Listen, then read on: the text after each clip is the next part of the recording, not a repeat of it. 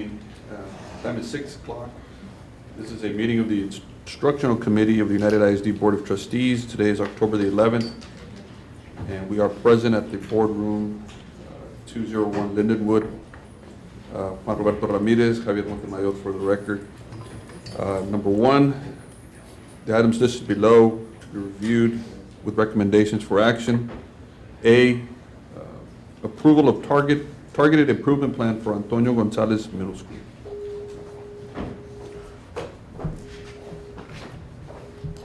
Good evening, Mr. Montemayor, Mr. Ramirez, Mr. Santos, members of the audience. This evening, we're bringing before you the targeted improvement plan for Gonzalez Middle School. But before we do that, I just wanted to take the opportunity to congratulate Ms. Patty Perez and her staff because we very proudly come before you to tell you that Gonzalez Middle School is now a formerly improvement required campus, which TA refers to as a FIR campus. So they are no longer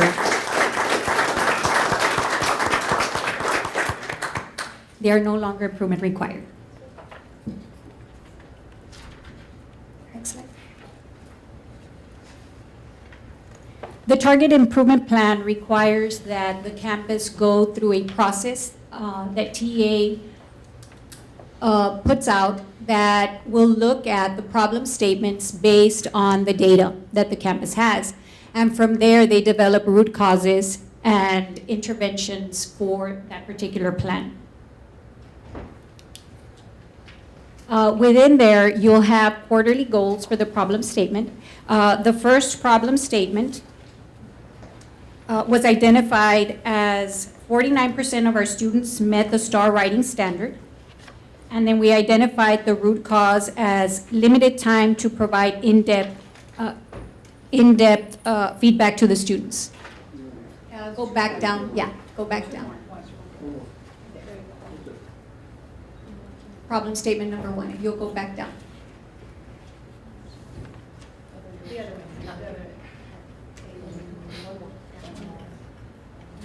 There we go. Okay, here we go. So you can see the first problem statement that was identified by data was that 49% of our students met the STAR writing standard. The root cause was identified as limited time to provide in-depth feedback to students. From there, the quarterly goals were developed, and we're looking at, within the full year, we'll do the following items. 100% of the writing teachers will be trained on a structured writing model, and that's taking place at this time, where all teachers are being trained on a particular model. By the end of the first semester, 80% of our students will increase 1 scoring point in the writing compositions. Additionally, by quarter 3, we're looking at 65% of our students will achieve a passing score on the 16-17 writing STAR. And then by mid-June, we're looking at the campus leadership team doing reviewing multiple data sources to determine the effectiveness of strategies and identifying barriers to address through the 17-18 planning. So all of this will take place throughout the school year. There are several interventions in between there that will accomplish these goals. Ma'am, Yes. what is the passing score? I'm sorry, the The passing passing score this score? past year was 49%. We need to be at 65. But I mean, go back, it says by the end of the third quarter, 65% will achieve a passing score. Because that's about the time that the kids are testing, so we want to be at 65% at that point. Well, 65% of a group of students, but what is this passing score? 49%. 44%, oh, okay. Oh, We're going to okay. be at 65 by next March. Oh, okay, okay. I got it. I was turning. What is, before you move on, what is limited in-depth feedback for students mean? That's really when our teachers conference with the students. Normally in our writing, when we do writing with our students, what we want to do is have our teachers look at the compositions and go back and give them feedback individually. So that's what we're looking at. And how do you, I guess, what is it that you're doing with these quarterly goals that's going to address your limited, so you're going to be in the training? Is it, what is it that you're going to do to answer to that root cause? Well, actually, these are just the goals that we have. Within those goals in the plan that was given to you in the board packet, it has the Never got actual, it. I'm sorry? Never got it. Never got it. Okay, well, we'll make sure to send it out again. But nonetheless, it has the actual interventions that we're going to be doing within, every quarter.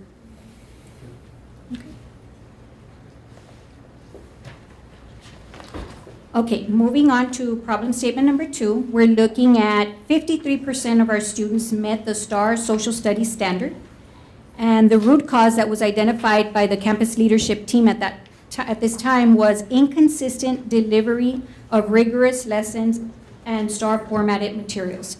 And so what that means is basically they're looking at, we present our lessons in social studies, but a lot of the times we don't have that much STAR formatted materials that will correlate with the lessons. But And so, aren't y'all aligned, all the campuses are aligned, if you're giving out the same stuff? If you're not getting rigorous lessons, does that mean the other middle schools are not getting it, or what's? Or more in line with the STAR test itself. We have our own people that develop it. We try to get it as close as possible. But the root cause with inconsistencies, we're still working on our CBAs and benchmarks, so forth. and aside from that, it's the resources at the campus. And these are things that the root causes are identified by our own teachers. So these are root causes that after, going through a process, the teachers themselves say, well, you know what?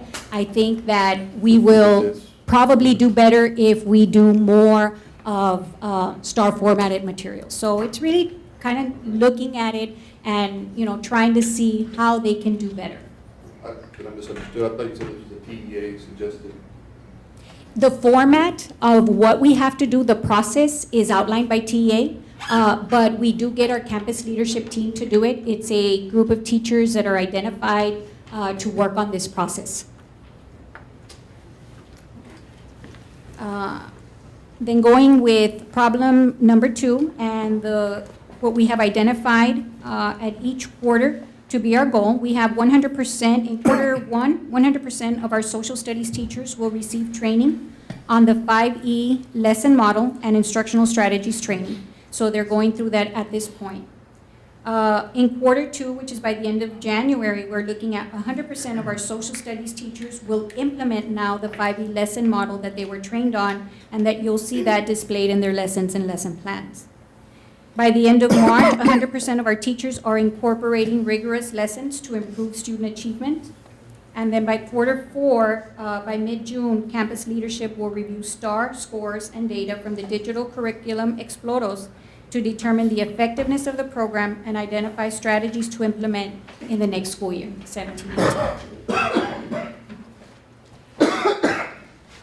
The next problem statement that was identified was that 24% of our special education students met the STAR reading standard. Our root cause was identified as variation in the implementation of differentiated instruction.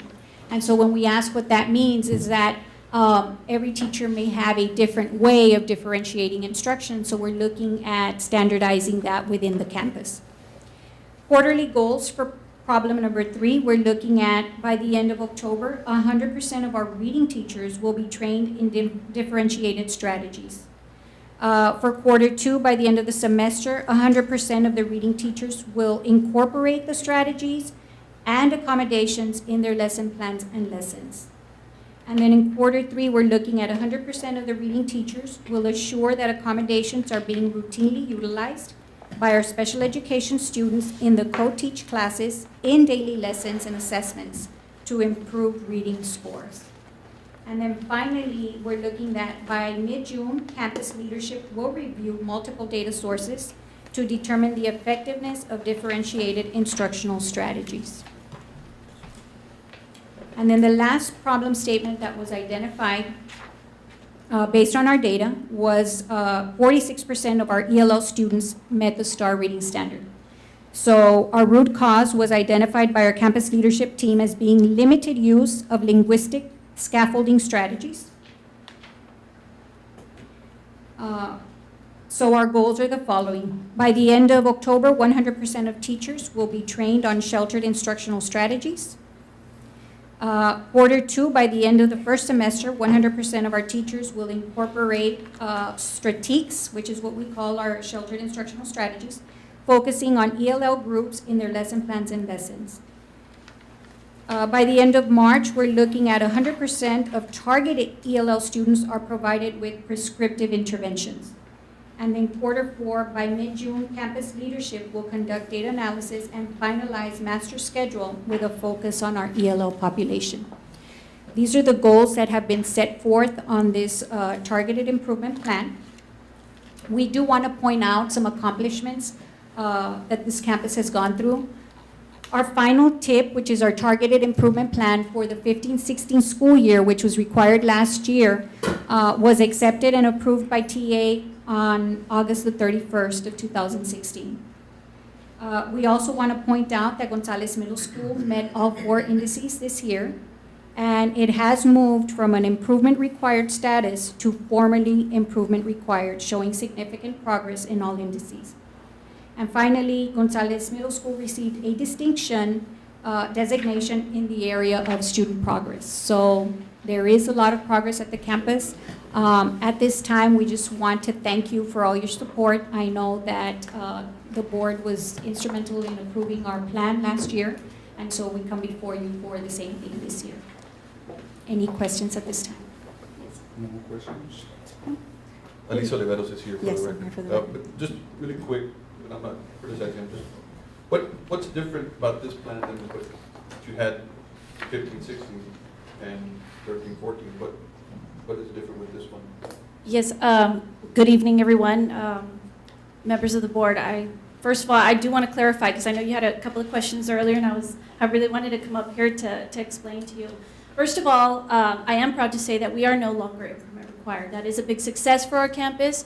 It is our success in part, basically, is the hard work of all the staff. I have our administrators here to support us this evening, and I just want to, first of all, before I say anything else, I want to thank the board. I'd like to also thank everyone who supported our campus, Mr. Canales, Mr. Gonzalez, Ms. Cruz, Ms. Lessa, our instructional coach, Ms. Pamela Juarez, our professional service provider, Ms. Alvarez, and everyone who's played a part in the positive impact of our campus. So thank you to everybody. I'm very proud of our accomplishments, especially with our distinction in student progress, which is a big one. Now, with that said, last year, we were working to get out of improvement required, and so therefore we needed a targeted improvement plan that needed to be in place, that this is TEA mandated. Of course, this is a 2-year process. So last year, we worked really hard. We met all indexes, and so we're no longer improvement required. However, we must continue the process for 1 more year, this year. So what our campus leadership team had to do is come back to the table. We needed to look and see what were our successes, but yet what are some of the things that we still needed to improve. You'll see in our 4 problem statements, 2 of them, one is social studies and the other one is writing. Our campus leadership team chose those because those were our 2 content areas that we received the lowest scores. The other 3 content areas, reading, math, and science, we had much better scores. So we chose those 2 to concentrate on. Our plan is different because this time we are refining what needs to be fixed. Our special ed and our ELL population is always our focus, our at-risk students. So continuously we're going to need to be watching them. We're going to need to be monitoring them and working with them. So this particular plan of action created by our CLT, our campus leadership team, addresses those 4 problems that we thought we could do even better on this coming year. So it's our social studies, our writing, our special ed, and our ELL. I am happy to report that we just took our first CBA, and in social studies we came in 2nd in the district for all the middle schools. Is this a different plan? This is a different plan. This is not the same Why is it a plan. different plan? If it brought you out of the need to improvement state, why are we just not improving the plan that you already have instead of creating a brand new different plan? And here's why. And the board really has nothing to do with this. This is Yes. completely you and your campus. Right. And I want to make sure that if the support that you have, for example, Ms. Juarez or whomever, is suddenly, you're no longer needs improvement, so they may not be on your campus, you know, so now I want to make sure that your staff and your teachers primarily have everything that they need, and so I can talk to the superintendent and say, hey, you know, we need to, you know, support this campus more, because I granted, I think your population is needs that support, and the students need it, but Yes, we do I have just- one of, yeah. I just have, you know, is this more rigorous plan? It's more like a polishing up It of is a last year. polishing up, Specific. and we also looked at the data very carefully. That is one of the things, that we're a very data-driven campus, and so some of the things that affected us the year before when we were improvement required no longer exist now. One of the, some of the things that we looked at last year was a system for discipline, also student attendance. We also had teacher attendance. Those things last year, we got out of improvement required. Those issues are not issues anymore. We're still continuing to monitor, however, systems are in place. And so now we are looking at our data to help us to make those instructional decisions. Okay, so what is our focus going to be on now? I mean, there are numerous things to focus on, but in order for us to get the biggest results in the shortest amount of time, that's why we look at our data to see where it is, where the biggest need is. And so that's why we're looking at our ELLs and our special education population. Those are always, They're- those are always. you're right. You're not problem, absolutely but right. those are always the issues. that- Right, and it's- that the it's all district the faces campuses. across the board. That's nothing new. And So like Ms. Olivero said, it's basically a polishing up and trying to get more progress. We did get a distinction in student progress, so that says a Well, lot. that speaks volumes. I mean, I think that is, the proof is in the pudding, and that's evidence of what you just said, that you needed a big amount of success in a very short amount of time. And I think you, not only have you've met that goal, you've exceeded it, because from what I recall, your campus had some basic needs that needed to be tended to, and not only with students, with staff as well. And I recall that I was extremely impressed with the way your campus scored on the CBAs last year. I felt that it was so exemplary that we needed to have that. I didn't remember what it was called, the CLT, that we needed one of those on every single campus, because what I saw happen, the turnaround that happened at your campus was so impressive that I felt, as you said, there's needs throughout the district. And typically they're in the same area, no different from any other school in the district. So social studies, we know that we've seen the scores low in social studies across the board. And ELL, writing. So it's no different than anything else that's happening in the district, only then I think it's very concentrated at your campus. But your staff and this wonderful team was able to overcome all of those barriers, and that is what was so impressive to me as a board member and as an educator myself, that I thought, oh my God, whatever we're doing there, we need to do everywhere, because you did so much in so little time. And I understand that this is just maybe fine tuning, perfecting, ensuring that this plan, it remains successful. And so I commend you and Mr. Gonzalez and everybody who worked to get you where you are. For me, it's nothing but impressive. Well, I truly appreciate that. Thank you so much. And we're going to continue to work hard, and my staff and I, we're very confident. We're very confident that we're going to go even farther, and we're going to do even better, hope to get even more distinctions next year. So if we had to get one, it had to be in student progress, for sure. But the sky's the limit for this year, so and we're already on the right track. We really are. Well, Mr. Gonzalez and I have visited your campus. Yes. We've been Yes, there. you have. We've gone there and visited with your teachers, social studies, your reading teachers, the areas that, you know, I think need to be focused on. So I want to make sure your teachers have what they need. You know, I've always been of the opinion that if it's not broken, why fix it? And if your plan was working, that brought you out of this issue-oriented situation you were in, you know, then let us build on that plan. But if you're comfortable and your staff is comfortable that this new plan would work for you and get you to where you need to be, then, you know, who am I to say? Who am I to say that?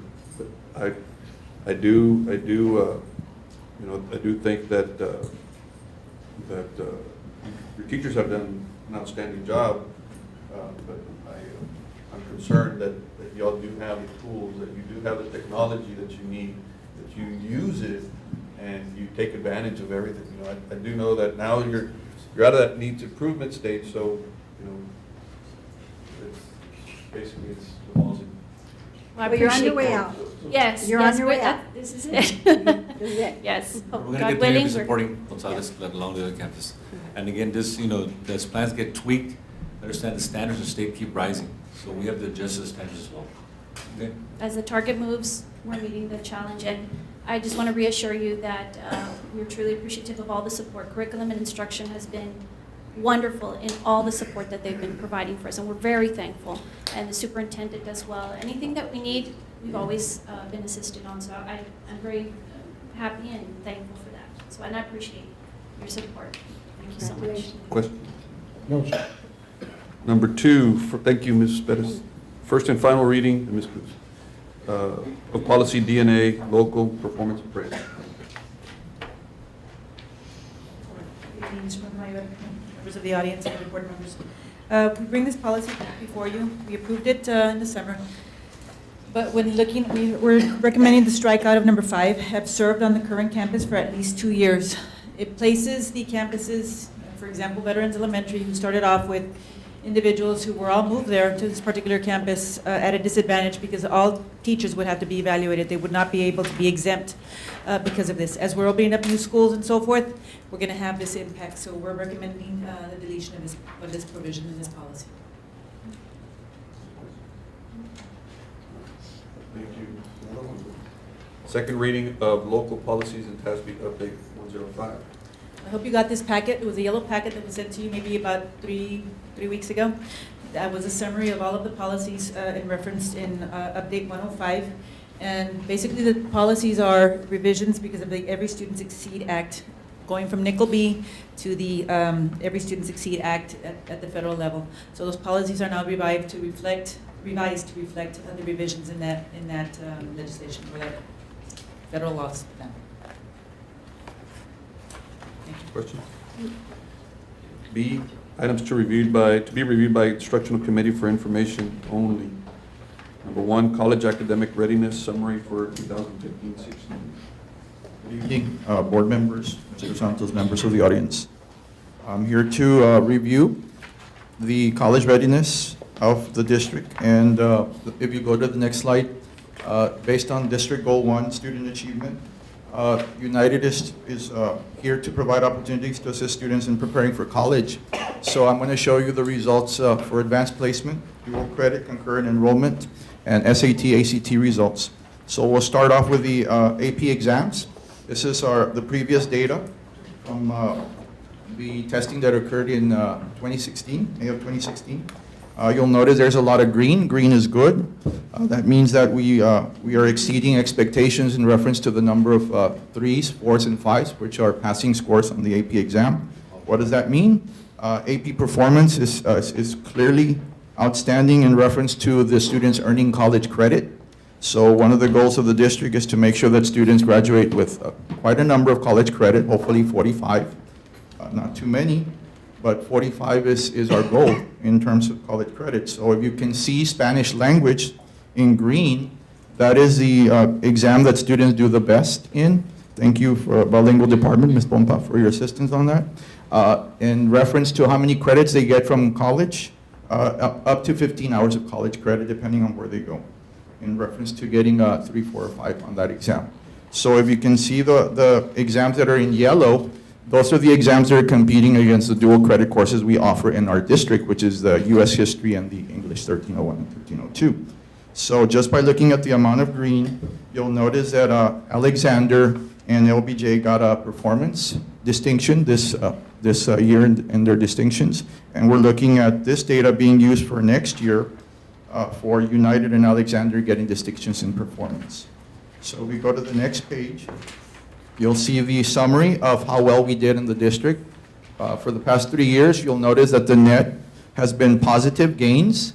You'll notice that the biggest, accomplishment we have here is that we've exceeded our goal of 3% to 29% in terms of 3s, 4s, and 5s So if you read across the rows, you'll notice that there's been an increase in the number of 3, 4s, and 5s. And as you can see, this is due to the trailer courses that we now have, where there's an increase of 29% of students taking them to prepare them for the AP exam. This is the last year for the class of 2017 to earn a measure for earning AP scores of 3, 4, and 5, but we're confident that these scores will also be used for the class of 2018 and above to earn a performance acknowledgement. The next page is truly outstanding for the past 6 years. Notice that in 2011, we had only 23 AP scholars. This year, we have 129. That's a plus gain of 106. You can see from the past 6 years that the number of students that are earning AP scholar status has increased. This year, we have 2 at the national level, 1 from Alexander and 1 from United. And this is truly outstanding, a 33% increase from last year. Now we go to the dual credit courses. This is the History 1302 that the juniors are taking in the fall. This is the 8th year we offer this.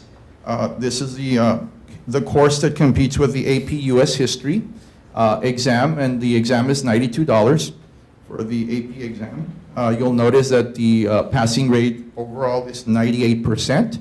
We had 547 students that took the course. In the other area, we have English 1302, that's the 7th cohort.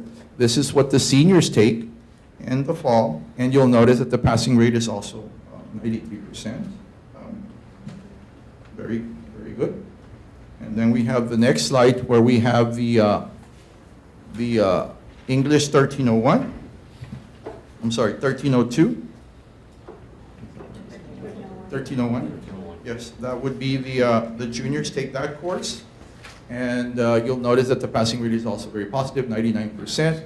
And then you'll see the math in the spring for the seniors, it's 99% passing rate. And then this is just to give you an idea of, we also offer the Gold program, which is courses that the students can take online and get concurrent or dual credit. We had a total of 198 students taking, and it is a 95% passing rate. It's not 90, it's a 95% passing rate in these courses that the students take online. Those are taken, you said, online, or they're taken on their own time? It's or during there's a school. special time? It's for during that? school, and it's with a facilitator. It's a teacher that's in the course during the class period, and they take it during the class time that they have, let's say the 80 minutes at each school. Then you'll notice that this year we have a total of 189 students that are registered in the fall compared to last year where we had close to 200 for the whole year. So this is what we're offering right now. And then if you go to the next slide, this is the current enrollment for our dual credit courses. Notice that the US history is up to 829.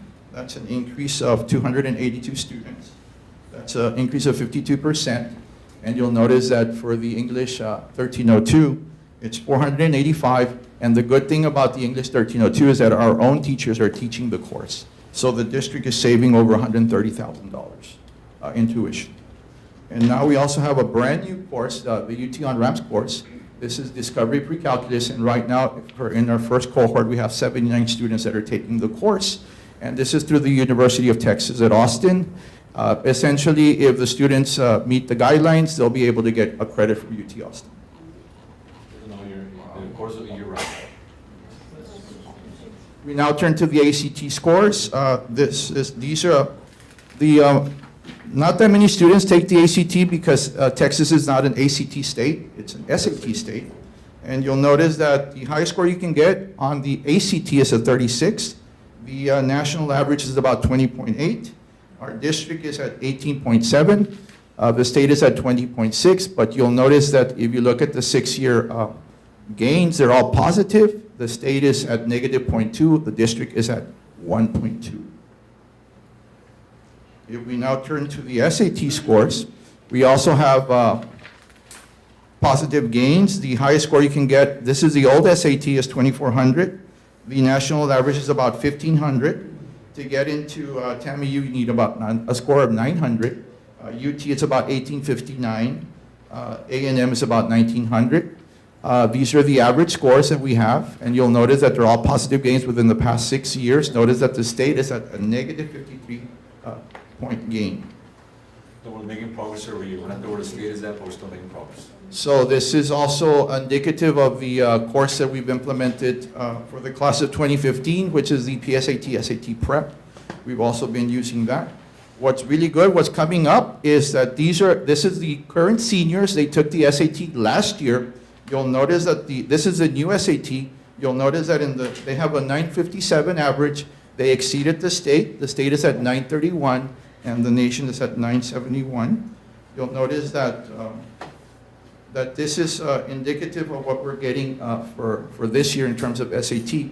You'll notice that the percentages, the 23%, that's in terms of being ready for college. Our district is leading at 23% versus the state at 22% and the nation at 29%.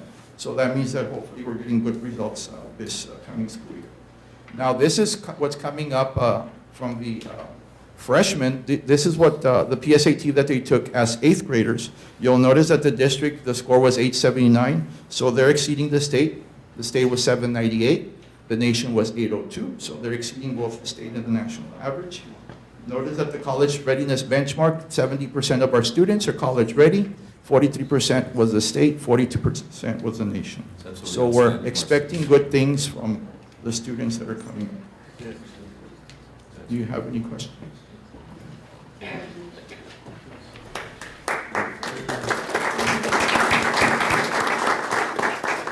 Number 2 is 8th grade social studies, pilot explorers. Good evening, board members, Mr. Santos, and members of the audience. I'm here to share with you, I know that last instructional board meeting, Saleta Wada came to you and shared with you that there were 2 areas of focus. One had to do with history. And so Blanca Ibarra, who is the middle school coordinator for social studies, went out and looked for other resources that we could enhance our curriculum that we have right now. So we bring to you Exploros. And you heard Antonio Gonzalez Middle School shared that particular program in their TIP plan. And so we're looking at this to help us get our kids to connect better with the curriculum. And what I mean by connect, as far as them being engaged, because we're using the 5E model. The 5E model has been around, mostly science curriculum uses it, but the 5E model encompasses, because I don't know if you know what it means, but it encompasses 5 E's. Engage, you're going to engage the kids, you're going to explore together, then you're going to explain, and then you're going to extend that conversation, and then you're going to evaluate. So there is no out when they're done with the lesson in this particular software package. And just to let you know, it's at no cost, it's free. It's a good thing that it's free, because I know right now we need free everywhere. And so we're very lucky that the company that spoke to us is willing to participate and give it to us at free at this time. And so we really appreciate that. So we're looking at this as just an enhancement of our curriculum, and that's what I wanted to share with you. It's a resource, and if things go well, I know that Blanca Ibarra went and visited all the principals, and they all want it. They want to try it because it's important for us to pick up our scores. I know that Ms. Ibarra, although we were above the region in almost every category, and we're slightly just below by 1 or 2% with the state, we want to beat everybody. And so we're looking for whatever resource that will be. We're going to implement it, and hopefully this will work out where we can do this, use this resource as part of our curriculum for following as a pilot. So we'll get back to you on that. Is that at all the 8th grade campuses? All the middle schools. This is only for 8th grade students. And so yesterday at the professional development, the company came in, kind of shared with the staff a little bit about what their resources offer to us, and they're ready to go. And so we wanted to make sure the board knew what we were planning, and every second counts, and that's why I want to get on board quickly. Thank you. Any questions? Also, we made it for our STEP students as well. Yes, this is for any student. That's next year. This is this year. Right now. Starting in October. We're starting right now. We just want you to be aware it's a resource. Nothing, it's free. We don't have to buy anything. It's a pilot. and we'll get back to you as far as what we find out, and then if everything works well, which we anticipate, we want to put this in our scopes where it'll be embedded completely. Well, keep us informed, let us know. Thank you. Thank you. Thank you, Mr. Canales. Number 2, public comments. I have Yolanda Rodriguez.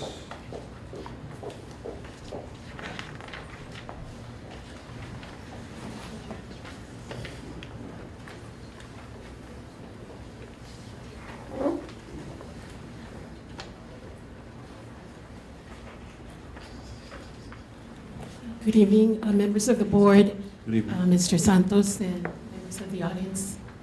I want to begin by saying that UISD is doing wonderful and good things for students, for families, for faculty and staff, so I commend you on that. Today, I bring to you a concern that has troubled me, and it has to do with pre-K and nap time. I was informed that the UISD did research on whether to implement nap time or not implement. And at the end of their research, I believe they concluded that the instructional leader in each of the campuses will decide whether to implement nap time or not to the pre-K students that are attending a full day.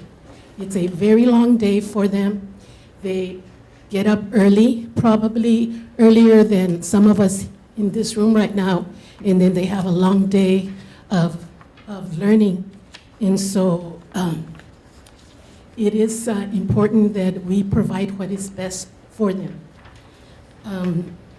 I also did some research myself and found out that 7 of your campuses provide a full day pre-K sessions. One of them being Cuellar Elementary. And Cuellar Elementary is offering 1 hour of nap time for the students. And this campus happens to be partnered with Head Start. And Head Start mandates a 1 hour of nap time. It is not an option. It is non-negotiable.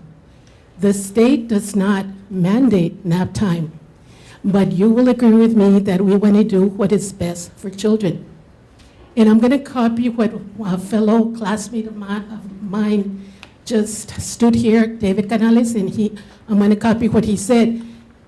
Implementing nap time is free. It doesn't cost any money. And we just want to do what is best for the children. Some of the studies that I read and came across indicated that eliminating nap time has a negative impact on learning. Some of the studies also made a comparison of a group of children that were given the opportunity to have nap time during that long day, and a group of children that were not. After that, they were asked to remember or to tell the teachers as to what they did that day. The students that had the nap time were able to remember many things that they had learned that day. Even the following day, they were asked questions and they remembered, while the other group did not remember. And so what we're saying here is that we're not requiring children to go to sleep, but we're asking that you afford them the opportunity for this individual time that is of utmost importance to them. When I read part of the study and I did a little bit of, I found more insight about what happens in the classroom and having some background in this area.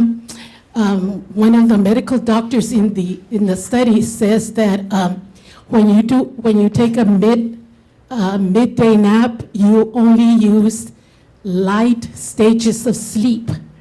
It doesn't compare to the deep sleep that you do when you go to bed. And so the study also indicated that lawmakers and policymakers felt a little bit of pressure to focus on early childhood education, supporting that eliminating nap time would give allotted time for more educational activities. And also because they felt more educational activities, well, then the schools will make the grade, and we will do grade in the state assessment. But again, I want to reemphasize that we want to do what is good for our children.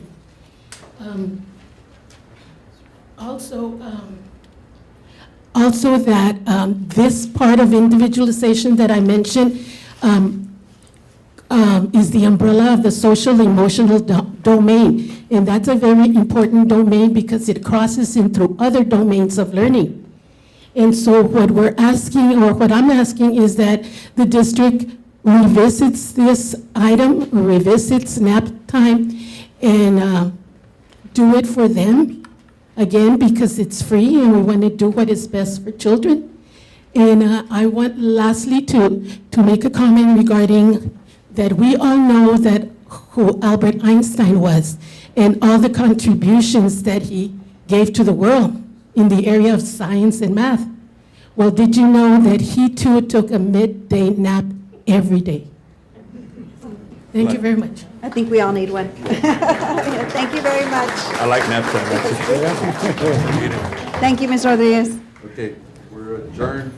Mr. Santos, before we adjourn on the instructional committee, I read in the paper where our construction projects are going to be delayed, but I still think that we need to move forward on the naming of the schools and the establishment of committees to get the mascots going and the names and all that going. So if we could kind of start setting Yes, that sir, up. absolutely.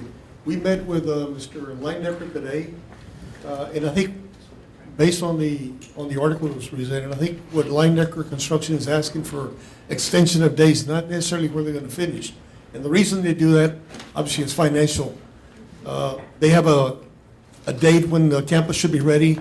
With all those extended days, it gives them a little opportunity. If something happens, obviously, they don't get docked $1,500 a day. But I met with them, we met with them at lunch, Mr. Rangel, Mr. Alanis, Mr. Garza, and Mr. Zuniga. He feels confident, again, obviously, we don't know what the weather is going to come, but he feels confident that all our schools will be ready. But what I'll do, I'll get Mr. Garza, we'll look at the policy, we'll get the ball rolling to look at names. Yes, sir. So we can get our. Yes, get the ball rolling on that, especially I assume that middle some are school. gonna be- Yeah, the ones that are coming up, kind of put those priority. Yes. They need to order their colors and their shirts and. Band uniforms and and. athletic, yes, at that middle school. We'll do that, yes, sir. Thank you. Good evening.